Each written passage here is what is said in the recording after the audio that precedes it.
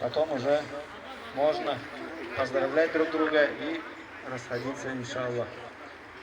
Аллах Тағала қабыл етсін. Екі рекағат Айдыл Фитр намазын оқибыз.